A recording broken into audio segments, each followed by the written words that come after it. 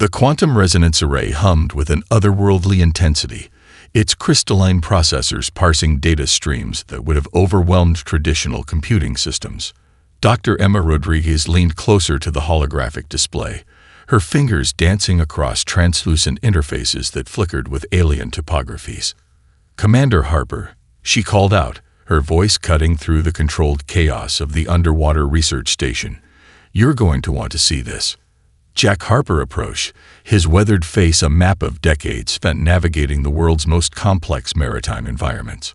Once a Navy SEAL, now a lead strategist for the Global Oceanic Defense Initiative, GODI, he moved with the precise economy of a predator, fitting for a man who had spent his entire career studying humanity's relationship with the world's last great frontier. The hologram expanded, revealing a complex lattice of gravitational anomalies that traced impossible patterns across the Pacific Ocean's depths. These weren't natural phenomena. The mathematical precision, the subtle quantum fluctuations, spoke of something far beyond terrestrial origin. "Extraterrestrial," Emma muttered, her fingers sliding across the display and isolating specific data points. "But not like anything we've ever encountered." Jack's cybernetic eye, a replacement from a near-fatal encounter during a deep-sea research mission, zoomed into the molecular structures dancing across the display. Microscopic computational networks that seemed to breathe and pulse with an almost organic intelligence. "The Krell-Nash don't know we've detected them," Emma continued, her voice a mixture of professional detachment and barely contained excitement. "Their scanning technologies are advanced, but they're operating under a fundamental misunderstanding about Earth." Across the research station, a team of interdisciplinary experts worked feverishly. Marine biologists stood alongside quantum physicists. Computational linguists collaborated with deep-sea mapping specialists. This was humanity's true strength, the ability to draw connections where others saw only chaos. A young technician named Marcus Rodriguez, Emma's nephew and a prodigy in quantum communication systems, interrupted the silence. "The gravitational signatures suggest massive biomechanical structures. They're not just ships. They're alive, in some sense." Jack's cybernetic eye ran a complex analysis, cross-referencing the data with classified military archives and cutting-edge xenobiological research. "Living technology," he said, a hint of dark humor in his voice. "They think our oceans are just a resource to be harvested." Unbeknownst to the Krell-Nash, their approach had been detected months ago. What they perceived as a stealthy invasion was, in reality, a carefully orchestrated trap. Dr. Elena Vasquez, the station's chief marine systems engineer, pulled up additional data streams. Massive underwater acoustic signatures were building, the first signs of the Krell-Nash's advanced propulsion systems. To any other species, these would be imperceptible. To humanity's carefully developed detection networks, they were as loud as thunderclaps. "Their predictive algorithms are impressive," Emma noted, "but they're based on a fundamental assumption of linear technological progression. They can't comprehend our capacity for radical innovation." Jack's lips curled into what might generously be called a smile. "They're about to learn." The Krell-Nash invasion fleet, stretching across thousands of kilometers of Pacific Ocean depths, represented the pinnacle of their species' technological achievement. Biomechanical vessels that could reshape themselves, communication networks that functioned like distributed neural systems, weapons that could liquefy traditional matter with mere sonic vibrations. But they had made one critical error. They viewed Earth's oceans as a conquest target, a resource to be systematically broken down and repurposed. They saw the planet's marine ecosystems as passive systems waiting to be dominated. They did not understand that for humanity, the oceans were not just an environment. They were a home, a challenge, a living system that had shaped their species' most profound adaptations. Marcus's computer systems began to pulse with increasing intensity. "Preliminary contact imminent," he announced. "Their first wave is about to breach our initial detection perimeters." Jack Harper's cybernetic eye locked onto the developing scenario, running millions of tactical simulations per second.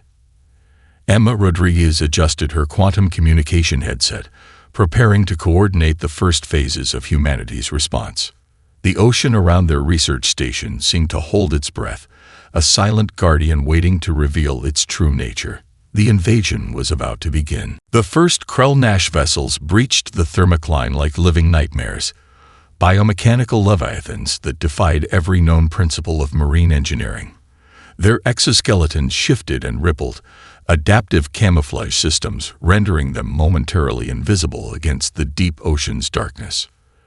Aboard the U.S. Horizon, a next-generation naval research vessel, Jack Harper stood perfectly still, his cybernetic eye tracking multiple holographic data streams. The vessel's quantum adaptive defense systems hummed with potential energy, a technological marvel that represented decades of human innovation. "Incoming sonic pulse," announced Lieutenant Maria Gonzalez, her hands dancing across a holographic interface. Magnitude off the current scale. These bastards are not playing. The first wave targeted the Pacific Fleet's most advanced research stations, underwater research platforms that represented humanity's most cutting-edge maritime technologies. Massive biomechanical vessels emerged from oceanic depths, their sonic weapons capable of generating pressure waves that could liquefy traditional naval defenses in milliseconds. What the Krell-Nash didn't anticipate was the Global Oceanic Defense Initiative's GODI preparation. Electromagnetic countermeasures. Now, Jack's command cut through the controlled chaos of the command center. Thousands of quantum-entangled defense nodes, strategically positioned across the Pacific, activated simultaneously. These were not traditional weapons, but adaptive technological systems that could reconfigure themselves faster than any alien targeting algorithm could predict. The first sonic pulse hit, a wave of destructive energy that would have vaporized any conventional naval defense.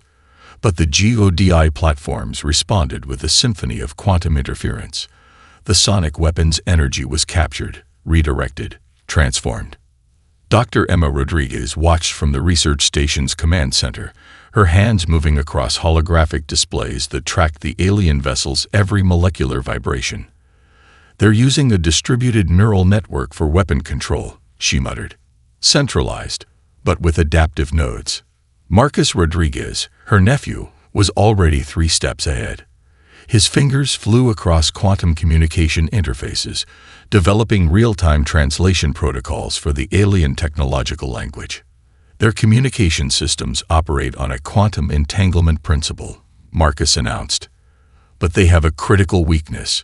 They rely on predictive algorithms that assume linear response patterns."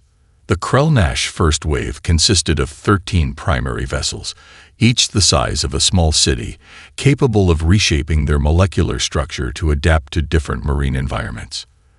They moved with a precision that suggested collective intelligence, each vessel an organic component of a larger, living system. Their first target was the Marianas Trench Research Station, humanity's most advanced deep ocean research facility. Located in the deepest part of the world's oceans, it represented the pinnacle of human maritime technological achievement. Lieutenant Gonzalez tracked the incoming vessels. "They're using gravitational compression waves to move. Completely silent, almost undetectable by traditional systems." Jack's cybernetic eye ran millions of tactical simulations per second. "Not undetectable to us." The GODI had spent decades developing detection systems that could track quantum-level disturbances. What the Krell-Nash saw as a stealthy approach was, in reality, a perfectly mapped invasion route. The first Krell-Nash vessel to reach the Marianas Trench Research Station was a biomechanical horror, a living ship that could reshape its molecular structure, generate its own energy, and communicate through quantum resonance. Its outer hull was a complex network of adaptive materials that could instantly respond to environmental challenges. But humanity had been preparing. Nested within the research station were technologies that would fundamentally challenge the Krell-Nash understanding of warfare. Nano-adaptive defense systems, quantum interference generators, and biological technological hybrid weapons that could transform the entire oceanic environment into a defensive network. "Initiate Project Poseidon," Jack commanded. Across the Pacific, a network of underwater platforms began to activate. These were not traditional military installations, but living technological systems that could adapt, communicate, and defend with an intelligence that transcended traditional weapon concepts. The Krell-Nash had come expecting a simple conquest. They were about to discover that Earth's oceans were far more than a resource to be harvested. They were about to learn what it meant to face a species that viewed every challenge as an opportunity for innovation. The first true battle for Earth's oceans was about to begin. The Global Oceanic Defense Initiative's primary research complex erupted with controlled chaos. Screens flickered with alien topographies, quantum data streams cascading like digital waterfalls across massive holographic displays. Dr. Lisa Nakamura stood at the epicenter, her hands moving with surgical precision across quantum interfaces. A third-generation marine biotechnologist, she represented humanity's most potent weapon: adaptive intelligence. "They're not just technological," she said to Jack Harper, pointing at a complex molecular simulation. "They're a living computational system. Every vessel is both weapon and organism." The Krell-Nash had designed their invasion fleet as a distributed neural network, each biomechanical vessel capable of learning, adapting, and communicating faster than any terrestrial technology. What they hadn't anticipated was meeting a species equally capable of radical innovation. In a secured laboratory wing, Marcus Rodriguez worked alongside a team of marine geneticists, quantum physicists, and computational linguists. They were decoding the Krell-Nash communication protocols, not to understand, but to manipulate. Their quantum communication relies on a specific molecular resonance, Marcus explained, holographic data dancing around him. "It's a closed system with what they believe are unbreakable encryption patterns." Jack's cybernetic eye zoomed into the molecular structures, running simultaneous analysis protocols. Closed systems always have vulnerabilities. Always. The first breakthrough came from an unexpected source. Dr. Elena Vasquez, a marine ecosystem engineer, discovered that the Krell-Nash vessels responded to specific acoustic frequencies found in deep ocean whale communication patterns. "It's not just a communication method," she revealed during an emergency briefing. "It's their fundamental navigation and threat assessment mechanism. They've evolved a biological-technological hybrid system that treats sound waves as both communication and computational input. Humanity's response would be anything but conventional." Project Siren, a classified initiative combining marine biology, quantum computing, and advanced acoustic engineering, was activated. Massive underwater acoustic arrays, disguised as natural marine geological formations, began generating complex sound patterns. These were not simple sonic weapons. They were intricate computational languages designed to do more than destroy. They were meant to confuse, misdirect, and fundamentally undermine the Krell-Nash invasion strategy. "We're going to turn their own communication network against them," Lisa Nakamura explained. "Every sound wave will be a potential Trojan horse." The first demonstration occurred near the Hawaiian research platforms. A Krell-Nash reconnaissance vessel approached, its biomechanical structure shifting and adapting. Conventional military response would have been futile. These were not machines that could be simply destroyed. Marcus Rodriguez initiated the first phase of Project Siren. Complex acoustic patterns, modeled after the communication systems of sperm whales, began to pulse through the ocean. To human ears, they were nothing more than low-frequency rumbles. To the Krell-Nash, they were a complete linguistic and computational assault. The alien vessel hesitated. Its molecular structure began to flutter and destabilize, confusion evident in its very biological technological composition. Jack Harper watched the holographic display, a rare smile crossing his face. They expected a linear conflict. "We're giving them quantum chaos." Dr. Nakamura's team had done more than create a weapon. They had developed a method of technological communication that could fundamentally challenge the Krell-Nash understanding of warfare, communication, and survival. Each acoustic pulse carried embedded quantum data packets, information designed to create cascading uncertainty within the alien fleet's distributed neural network. It wasn't about destruction. It was about psychological warfare at a molecular level. They see the ocean as a resource, Lisa muttered, watching the alien vessel's confused movements. We see it as a living, breathing computational system. The Krell-Nash leadership, monitoring from their primary fleet coordination center, began to recognize something fundamentally terrifying. The humans were not just defending. They were transforming the entire oceanic battle space into a dynamic living weapon system.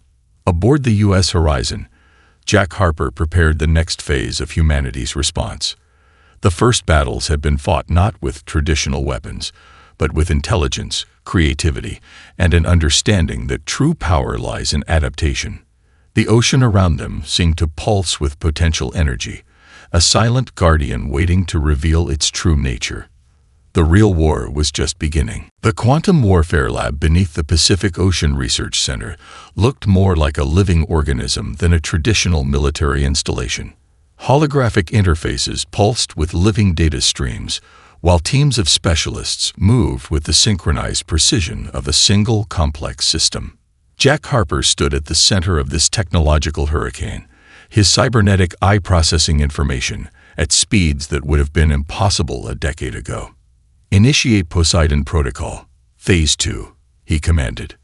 Dr. Lisa Nakamura's latest creation hummed to life, a network of nano-adaptive defense systems that transformed the ocean itself into a dynamic weapon. Thousands of microscopic computational nodes, designed to mimic the adaptive capabilities of marine organisms, began to spread through the oceanic ecosystem. These were not traditional weapons.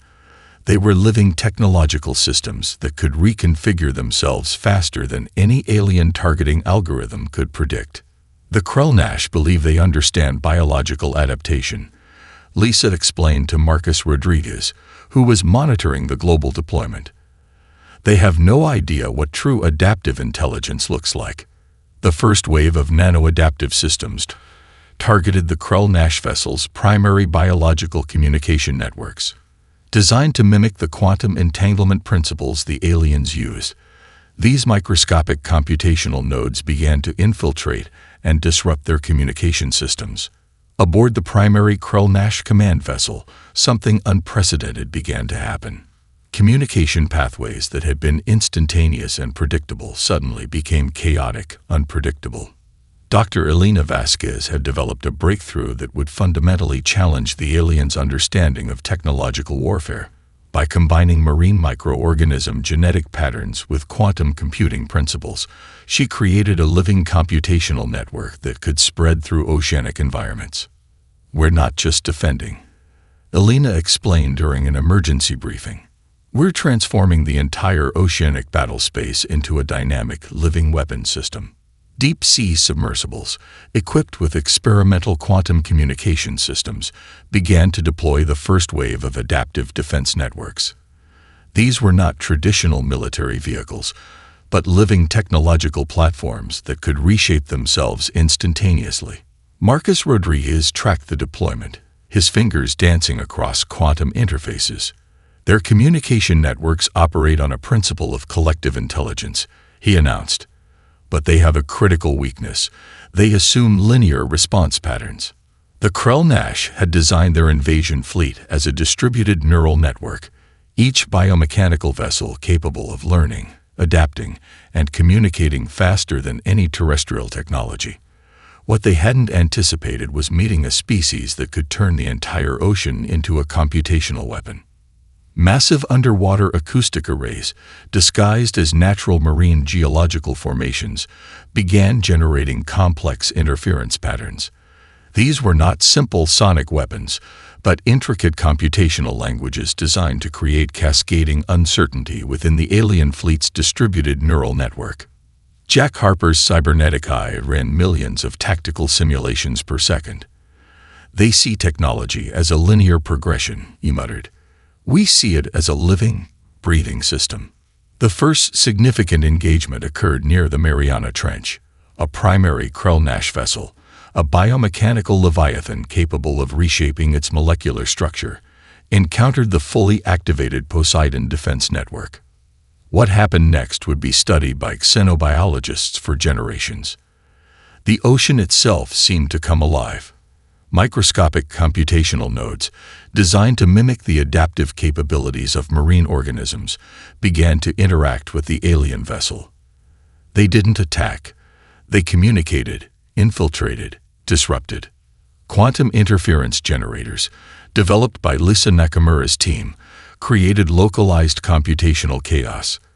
The Krell-Nash vessel's adaptive systems, designed to respond to traditional threat vectors, found themselves confronted with a fundamentally different type of technological warfare. "We're not just defending," Jack Harper said, watching the holographic display. "We're teaching them a lesson about the nature of intelligence." The Krell-Nash leadership, monitoring from their primary fleet coordination center, began to recognize something fundamentally terrifying. The humans were not just defending. They were transforming the entire oceanic environment into a dynamic living weapon system. As the first phase of technological warfare concluded, one thing became clear. The invasion would not be a simple conquest. The real battle for Earth's oceans was just beginning. The Quantum Communication Laboratory resembled a cathedral of technological possibility. Holographic displays flickered with alien communication patterns, each data stream a potential weapon in humanity's most unconventional battle. Marcus Rodriguez stood at the epicenter, his fingers moving with surgical precision across quantum interfaces. Surrounding him, a team of linguists, computational psychologists, and xenobiological experts worked to unravel the most complex puzzle humanity had ever encountered. Their communication isn't just technological, Marcus explained to Dr. Lisa Nakamura. It's a reflection of their entire cultural operating system. The Krell-Nash possessed a hierarchical structure so rigid that it became their greatest vulnerability. Each communication node operated with absolute certainty, believing in the infallibility of its collective decision-making process.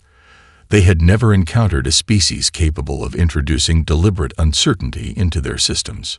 Jack Harper's cybernetic eye scanned the developing strategy. "We're not going to fight their technology," he said. "We're going to break their psychological framework." Project Chimera, a classified psychological warfare initiative, began its most complex phase. The goal was not destruction, but total cognitive disruption. Dr. Elena Vasquez had discovered a critical weakness in the Krell-Nash communication network. Their quantum-entangled communication systems relied on absolute predictability. Each communication node expected a specific response pattern, creating a systemic vulnerability that could be exploited.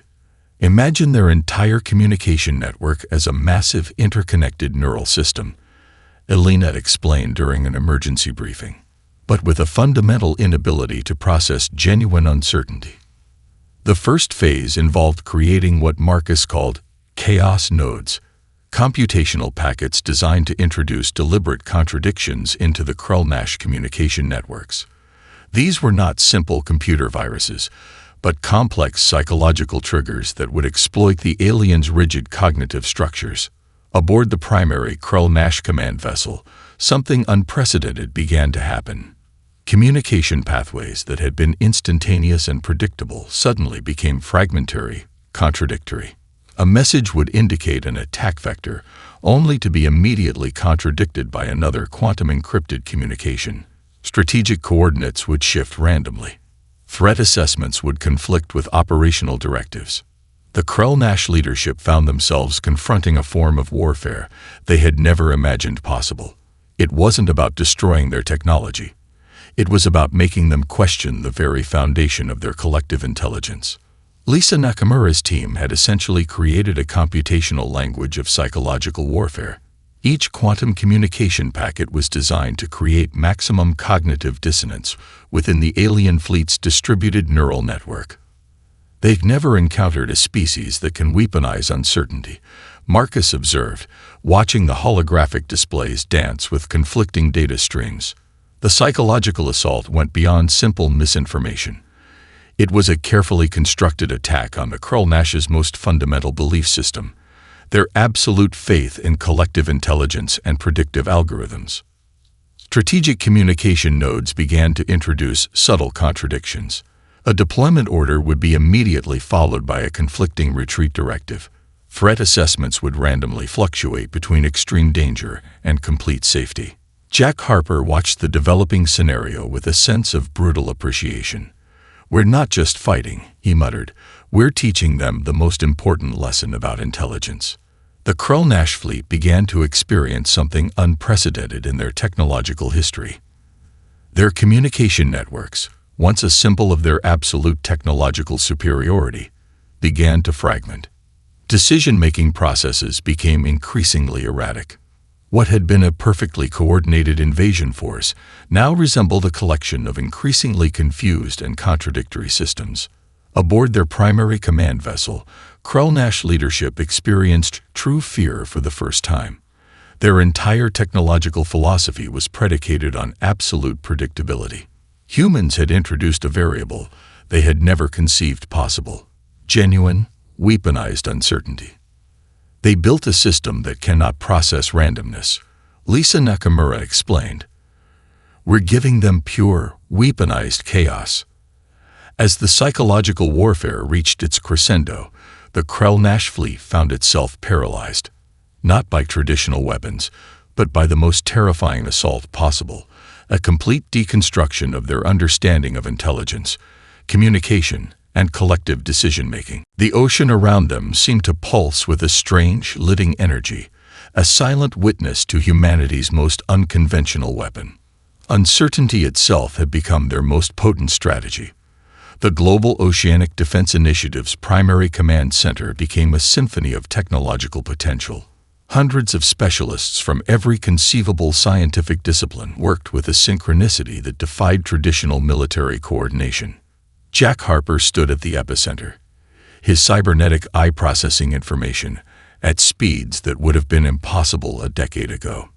The holographic displays around him showed a complete transformation of the oceanic battlespace. Humanity was no longer just defending. They were rewriting the fundamental rules of warfare. "Initiate Project Poseidon's final phase," he commanded, his voice cutting through the controlled chaos. Dr. Lisa Nakamura's latest breakthrough represented more than just a technological innovation. It was a fundamental reimagining of how living systems could interact with technological networks. The quantum adaptive defense systems she had developed were about to demonstrate humanity's most powerful weapon: collective intelligence. Across the Pacific, underwater research platforms began to activate a network that was part technology, part living ecosystem. Nano-adaptive systems, developed from a combination of marine biology, quantum computing, and advanced materials science, started to spread through the oceanic environment. "We're not just fighting," Lisa explained to Marcus Rodriguez, who was monitoring the global deployment. "We're transforming the entire oceanic ecosystem into a dynamic defensive network." The Krell-Nash had designed their invasion fleet as a distributed neural network, each biomechanical vessel capable of learning, adapting, and communicating faster than any terrestrial technology. What they hadn't anticipated was meeting a species that could turn the entire ocean into a living, breathing computational system. Dr. Elena Vasquez's breakthrough came from an unexpected source. By combining marine microorganism genetic patterns with quantum computing principles, she had created a living computational network that could spread through oceanic environments with unprecedented speed and adaptability. The first major engagement occurred near the Antarctic research platforms. A primary Krell-Nash vessel, a biomechanical leviathan capable of reshaping its molecular structure, encountered the fully activated global defense network. What happened next would be studied by xenobiologists for generations. The ocean itself seemed to come alive. Microscopic computational nodes, designed to mimic the adaptive capabilities of marine organisms, began to interact with the alien vessel. They didn't attack. They communicated, infiltrated, disrupted. Quantum interference generators created localized computational chaos. The Krell-Nash vessel's adaptive systems found themselves confronted with a fundamentally different type of technological warfare. Marcus Rodriguez's team had developed a communication system that was part language, part computational network. Each quantum communication packet was designed to create maximum cognitive disruption within the alien fleet's distributed neural network. They've never encountered a species that can weaponize collective intelligence, Marcus observed, watching the holographic displays dance with complex data streams. Jack Harper's cybernetic eye ran millions of tactical simulations per second. "This isn't about individual technological superiority," he muttered. "This is about our ability to adapt, to work as a collective." The Krell-Nash leadership, monitoring from their primary fleet coordination center, began to recognize something fundamentally terrifying. The humans were not just defending. They were transforming the entire oceanic environment into a dynamic living weapon system. Massive underwater acoustic arrays, disguised as natural marine geological formations, began generating complex interference patterns. These were not simple sonic weapons, but intricate computational languages designed to create cascading uncertainty within the alien fleet's distributed neural network. As the conflict reached its critical point, something unprecedented happened. The oceanic defensive network began to demonstrate a form of collective intelligence that transcended traditional technological understanding. Marine ecosystems, quantum computing networks, and human strategic intelligence merged into a single dynamic system. It was no longer about humans defending against an alien invasion. It was about a planet responding to a threat. "We're not just a species," Lisa Nakamura said, watching the holographic displays. "We're a living, adaptive computational system." The Krell-Nash fleet found itself confronting an enemy that defied every principle of warfare they understood. Not a linear, predictable opponent, but a dynamic, living network that could reshape itself faster than any targeting algorithm could predict. As the first phase of the final confrontation concluded, one thing became crystal clear. This was no ordinary invasion. This was humanity's declaration of its true potential. The quantum resonance weapon developed by Dr. Lisa Nakamura represented the pinnacle of human technological innovation. Housed within a modified deep-sea research platform near the Marianas Trench, it was simultaneously a scientific marvel and humanity's ultimate defensive mechanism. Jack Harper stood at the weapons control center, his cybernetic eye tracking multiple quantum-entangled data streams. Around him, a team of specialists from every conceivable scientific discipline worked with a precision that bordered on collective consciousness. Final preparation sequence initiated, Marcus Rodriguez announced, his fingers dancing across holographic interfaces that pulsed with complex computational patterns. The weapon was unlike anything the Krell-Nash could comprehend. It wasn't a traditional weapon of destruction, but a quantum adaptive communication system designed to fundamentally disrupt the aliens' entire technological infrastructure. Dr. Elena Vasquez had spent years developing the core principle. "We're not just attacking their technology," she explained during the final briefing. "We're going to communicate in a language that will completely deconstruct their understanding of intelligence." The primary Krell-Nash invasion fleet had been reduced to 7 massive biomechanical vessels, each capable of reshaping its molecular structure and generating destructive energy at unprecedented scales. They had consolidated their remaining forces for what they believed would be a final, overwhelming assault. They were about to learn the true meaning of human innovation. As the quantum resonance weapon powered up, the entire oceanic environment seemed to come alive. Microscopic computational nodes, part biological, part technological, began to create a distributed network that extended far beyond traditional understanding of communication or warfare. "Targeting sequence locked," Marcus called out. "Quantum interference patterns at maximum adaptive potential." Jack Harper's voice was calm, almost contemplative. "We're going to show them what true intelligence looks like." The weapon didn't generate a traditional energy pulse. Instead, it created a quantum communication cascade that would penetrate every level of the Krell-Nash technological infrastructure. It was a language of pure information, adaptive, unpredictable, and fundamentally designed to deconstruct their entire technological philosophy. The first vessel to be hit experienced something unprecedented in its evolutionary history. Its molecular structure began to flutter and destabilize, not through physical destruction, but through a complete computational disassembly. Communication pathways that had been instantaneous and predictable suddenly became fragmented. Strategic systems that relied on absolute certainty found themselves confronting pure, weaponized uncertainty.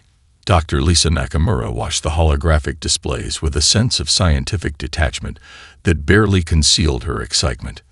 "We're not destroying them," she muttered. "We're teaching them the most important lesson about intelligence."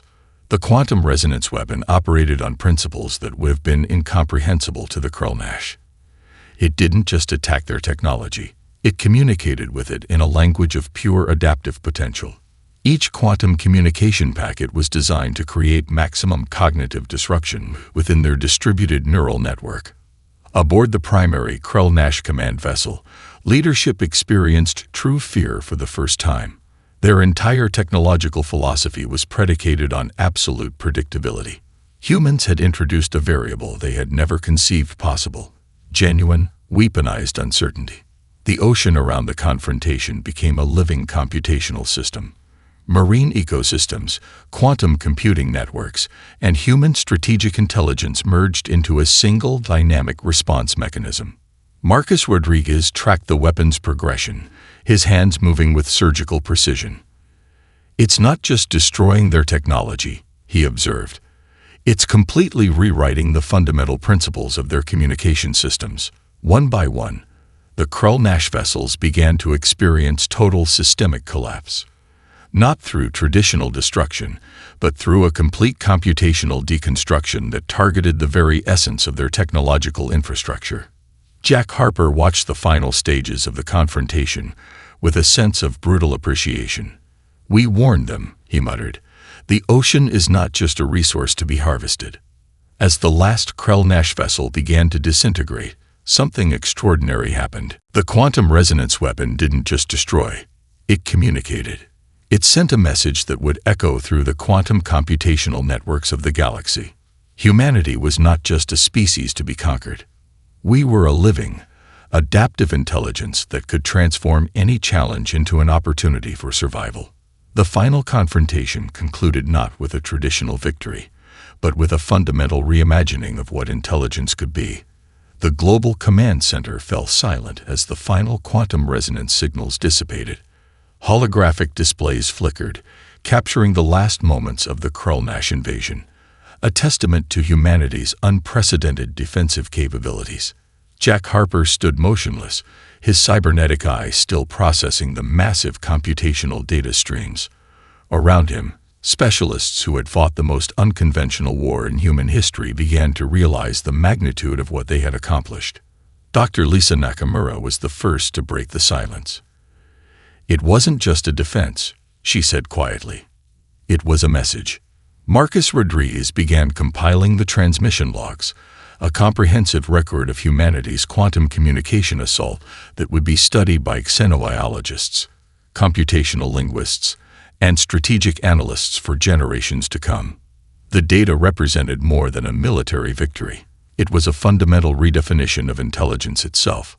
The surviving Krell-Nash leadership, reduced to a handful of quantum communication nodes, were forced to transmit a warning to their home systems.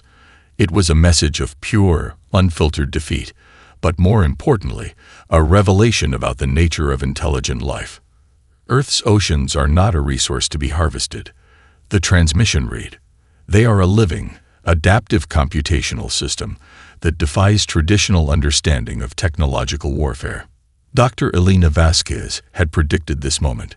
Her research into marine ecosystems and quantum computing had always suggested that intelligence was far more than a linear progression of technological capability. It was an adaptive, collaborative system that could transform challenges into opportunities. The global scientific community began to analyze the unprecedented victory. What had started as a potential extinction-level invasion had become a defining moment in human history.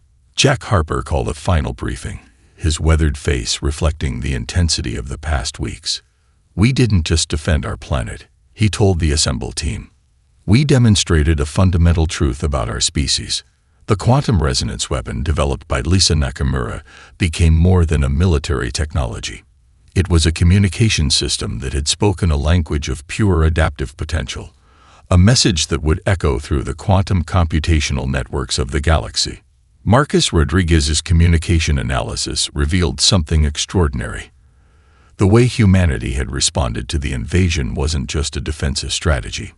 It was a complex language of collective intelligence that demonstrated capabilities far beyond traditional understanding of technological warfare.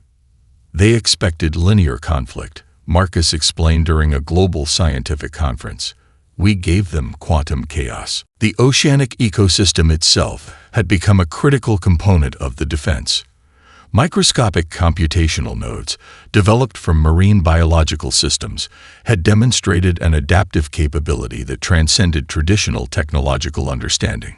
Quantum communication networks that had been developed to defend against the Krellnash now represented a breakthrough in understanding how intelligence could operate.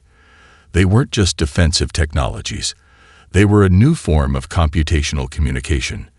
Dr. Nakamura's team began publishing preliminary findings that would revolutionize multiple scientific disciplines.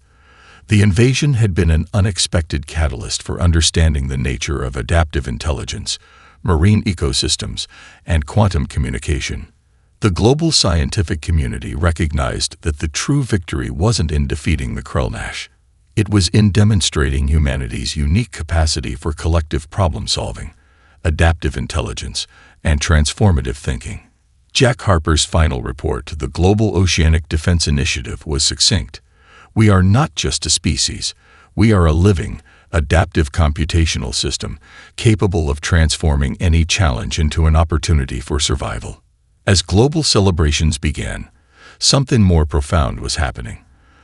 The quantum communication networks developed during the invasion were already being adapted for scientific research, environmental monitoring, and potential future extraterrestrial communications. The Krellnash invasion had become humanity's most important lesson, a demonstration that true intelligence is not about technological superiority, but about the ability to adapt, collaborate, and transform challenges into opportunities. The message sent to the galaxy was clear. Earth's oceans were not a resource to be conquered. They were a living, breathing testament to the extraordinary potential of adaptive intelligence. And humanity was just getting started.